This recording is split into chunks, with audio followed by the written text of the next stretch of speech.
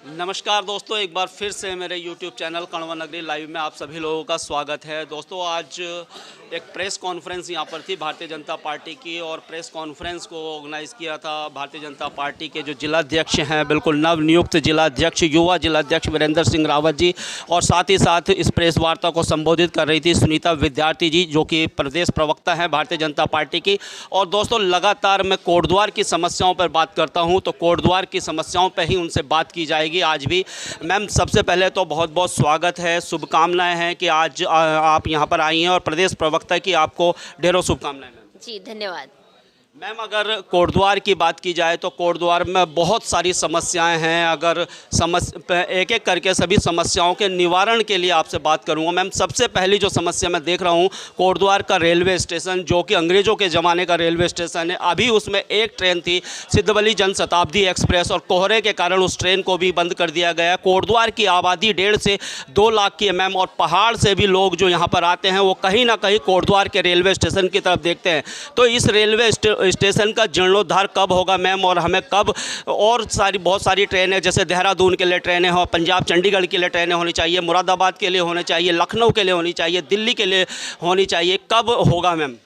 जी, बिल्कुल। देखिए, Kotdwar railway station की जो बात है, हमने बहुत हमारे बुज़ुर्गों से हमने इस स्टेशन के बारे में सुना है, और लगातार जो है बहुत सारी कनेक्टिविटी की जहाँ पे बात हुई है, तो हमारे पास यही एकमात्र साधन था दूसरी सिटीज़ में जाने के लिए।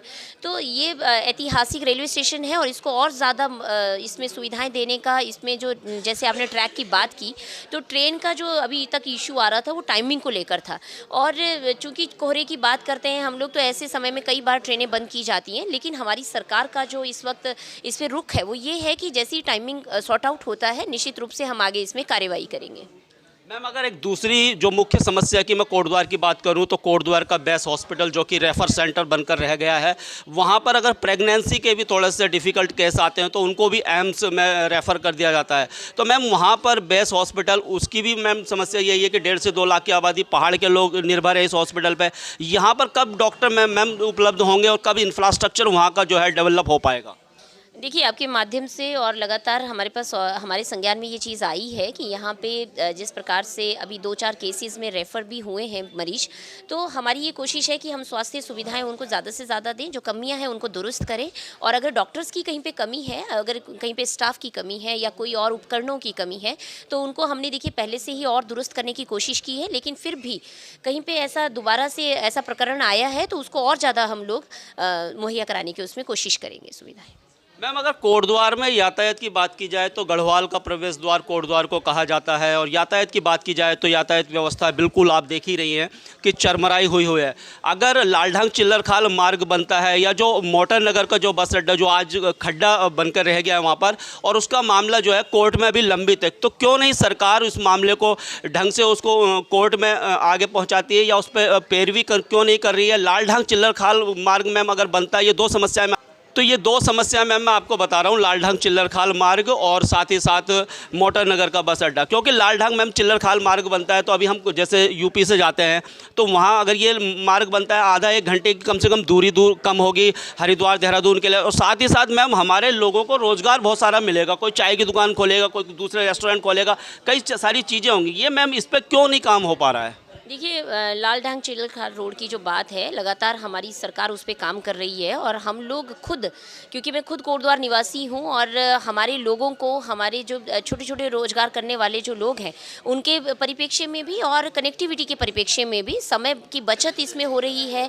और लगातार जो है ये बहुत टाइम से जो इसकी मांग चली आ रही है, उसके लिए हमारी सरकार काम कर रही है। आने वाले दिनों में कुछ उसमें टेक्निकल इश्यूज़ आ रहे थे, उसका भी समाधान होगा, और आने वाले समय में देखेंगे आपकी हमारा जो है वही जो कनेक्टिविटी है वो और दुरुस्त होगी। ये मोटर नगर का बस अड्डा कब तक है? मोटर नगर का भी देखिए, अभी उसमें भी अभी विचार चल रहा है, क्या उसमें दिक्कतें हैं, जो भी दिक्कतें आ रही हैं उन पे हम लोग काम कर रहे हैं, और पूरे सबके समन्वय से जो चीज़ें हो रही हैं उस पे हम लोग अभी विचाराधीन है। मतलब मैम, अगर 12वीं के बाद कॉलेजों की बात की जाए, आपको अच्छे इंस्टीट्यूट कॉलेज में नहीं मिलते हैं, कुछ ऐसे इंस्टीट्यूट क्यों नहीं आपकी सरकारें ला पा रही है कोटद्वार में, जिससे कि जो 12वीं के बाद जो बच्चे देहरादून जा रहे हैं, या बेंगलोर या चंडीगढ़ इधर जा रहे हैं, तो क्यों नहीं इस पर काम हो पा रहा है मैम? नहीं देखिए, एजुकेशन में भी हम लोग बहुत अभी बहुत सारे आपके इंजीनियरिंग कॉलेज का यहाँ पे हुआ है। पिछले 5 साल में आपने देखा होगा कि इंजीनियरिंग कॉलेज खुले हैं। हम लोगों ने मेडिकल में भी बहुत सारी छोटी छोटी ट्रेनिंग्स यहाँ पे हो रही हैं। लेकिन जिस प्रकार से बड़े कॉलेजेस का आना है और उसके लिए हमारी सरकार काम कर रही है। लगातार हम चाहते हैं कि यहाँ के बच्चों को, क्योंकि कोटद्वार एक ऐसा केंद्र है, यहाँ से सभी पहाड़ों के बच्चे पढ़ने के लिए आते हैं। तो वहीं यहीं पर अगर उनको शिक्षा मुहैया हो जाती है, वोकेशनल कोर्सेज मिल जाते हैं या डिग्रीज़ मिलती हैं, चाहे वो मेडिकल डिग्री है, इंजीनियरिंग डिग्री है, तमाम और कोर्सेज़ हैं, वो अगर उनको यहाँ पे मुहैया हो जाती है तो यहाँ के लोगों को उसमें बहुत ज़्यादा मदद मिलेगी। तो हमारी सरकार इस दिशा में भी काम कर रही है और जल्द ही आपको हम ये सुविधाएं देने में भी काम करेंगे। मैम, अगर बात की जाए रोज़गार की, तो रोज़गार के साधन कुछ नहीं है। जो यहाँ का युवा है या तो वो किसी तरह से खनन में लिप्त है या दूसरे शराब के धंधे कर रहा है, या जिनके पास थोड़ा पैसा वो रेस्टोरेंट खोल ले रहा है। लेकिन जो दूसरा युवा है वो कहाँ रोज़गार के लिए जाए? मैम, रोज़गार के क्यों नहीं साधन उपलब्ध हो पा रहे हैं? देखिए, अभी आपने देखा होगा कि हमने दिसंबर तक का कैलेंडर रोजगार का निकाला था, तमाम उसमें भर्तियां हमने निकाली थी। उसके बावजूद हम लोग ये है कि सरकार एक लिमिट तक सरकारी नौकरियां मुहैया करा सकती है।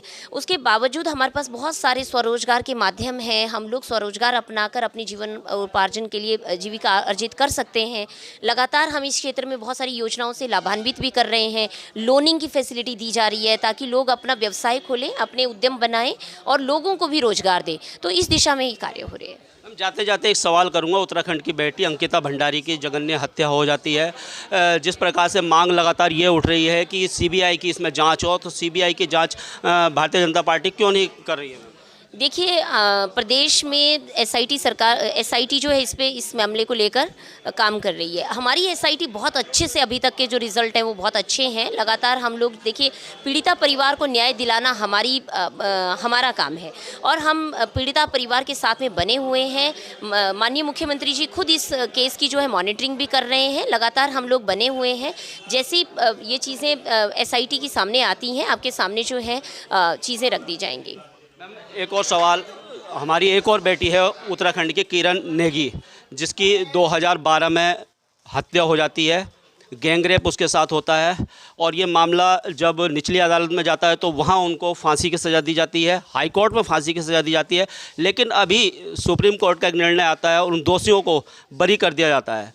उत्तराखंड की सरकार कितनी मजबूती से इस मामले में पैरवी कर रही है, क्योंकि हमारी अपनी बेटी है वो? में जी, देखिए, इस मामले में माननीय मुख्यमंत्री श्री पुष्कर सिंह धामी जी खुद पीड़िता परिवार से मिले थे और हमारे राज्यसभा सांसद श्री अनिल बलूनी जी भी लगातार इस मुद्दे से बने हुए हैं। और हम देखिए, किरण नेगी को, क्योंकि उत्तराखंड की बेटी है और हमारी बेटियां जहां पे भी हैं उनको सुरक्षा देना हमारा काम है, तो हम लगातार उस केस के साथ बने हुए हैं। अभी आपने देखा कि वहाँ पे जीएल द्वारा भी उसमें पीआईएल का प्रावधान किया गया है। तो निश्चित रूप से हमारी कानून मंत्री श्री रिजू जी से भी बात हुई है, पर्सनली मिलकर उनको हमने पूरा मैटर बताया है। तो हमारी जो कोशिश है वो यही है कि हमें न्याय मिले, हमारी नेगी परिवार को जो है वहाँ पे न्याय मिलाने में जो भी हमसे बनता है हम उनके साथ हैं।